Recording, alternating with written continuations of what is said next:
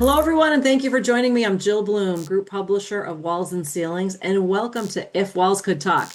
It's always an honor to have with me my great friend Trent Cotney, partner of Adams and Reese. Trent, great to see you. Hey, Jill, I'm glad to be here.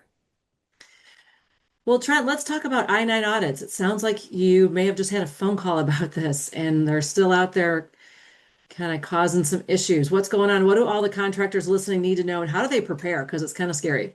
Yeah, we've literally had three or four dozen of these I-9 audits in the last few weeks, and big uptick in this. Everyone, the news is the ICE raids, right? Everybody gets really concerned about ICE coming and raiding their home office or raiding their job sites. But another enforcement tool that the Department of Homeland Security and ICE has is what's known as an I-9 audit. And typically what happens, they will serve you with a notice of inspection, an NOI.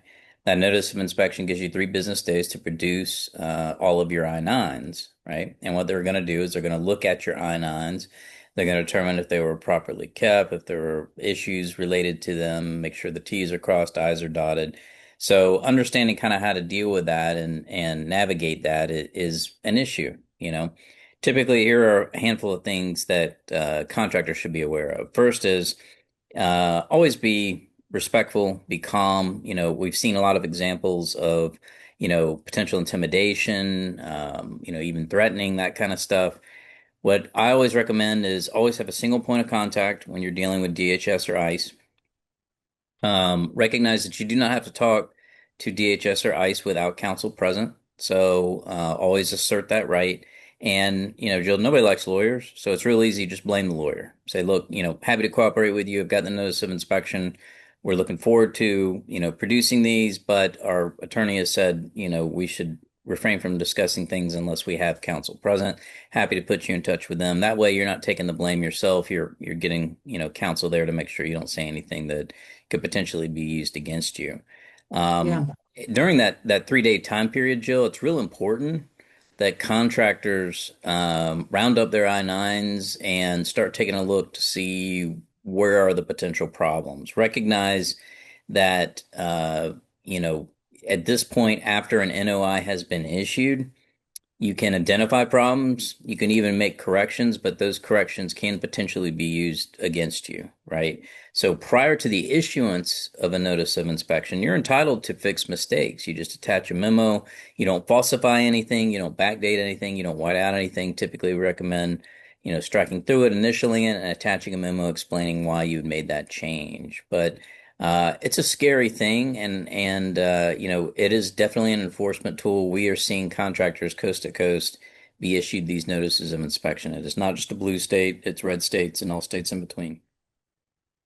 So Trent, let's talk about what really happens when they are issuing this NOI, right? Notice, let's say again, it's a Notice of inspection. notice of inspection. Okay. And so how are these people showing up to deliver that? Yeah, typically it's one or two individuals that will show up and serve it just like they were serving a complaint, saying, "Hey, we're issuing this notice of inspection."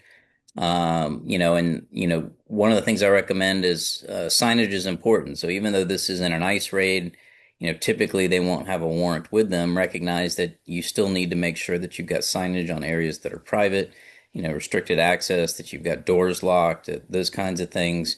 You don't want to inadvertently waive some potential rights that you have. Oftentimes we will see notices of inspection issued after an ICE raid occurs because an ICE raid will occur and that suggests to DHS that, hey, there may be more issues with this contractor. Let's do a full audit, and then we might find even more. And let's take a look at their subs while we're at it, right? So it's just very important that you know and assert your rights. Always tell the truth, be cooperative, but know and assert your rights. And one of those rights is the right to remain silent without, and have counsel present so that, they can help navigate a lot of these issues. Yeah, so it sounds like it's probably important that in however often every contractor has their team meetings, that this is discussed because I think you were saying that sometimes they show up and they're in full like gear, like they're going to war. Yeah, yeah, absolutely. It can be very intimidating. And I'm a big believer, and you've heard me speak about this before, is that, training and being prepared gets rid of some of that anxiety and fear.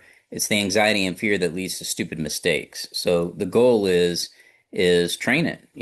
Do internal I-9 audits. You should do that at least annually, if not more than that. Keep that paperwork. Make sure that you're making the corrections with the advice of counsel.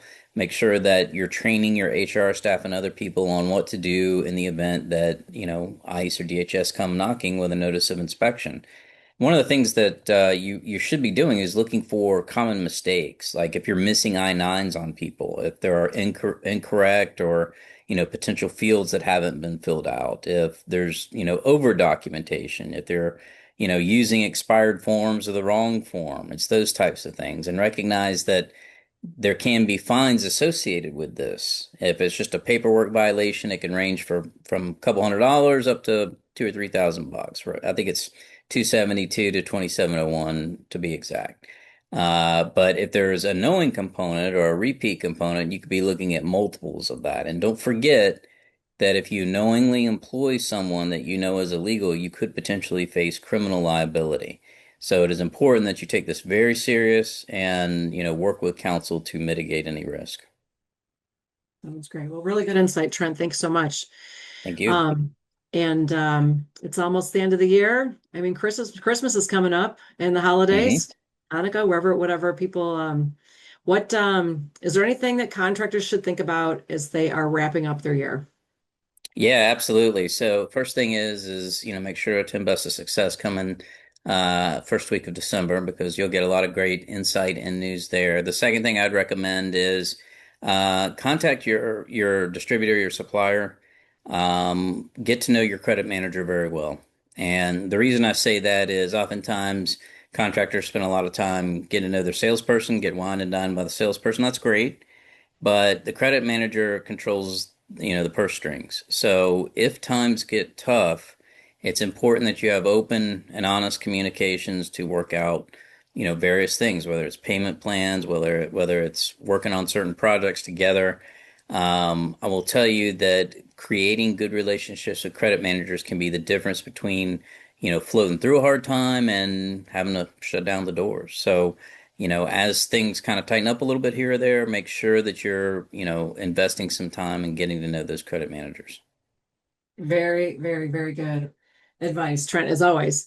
Well, if anybody has any questions for you, Trent, where do they find you?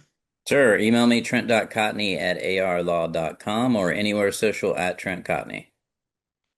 Sounds great, Trent. And always, as always, thank you so much for your time and your advice. Contractors, I know, really appreciate it. And if anybody has any questions for us, it's roofingcontractor.com or wconline.com.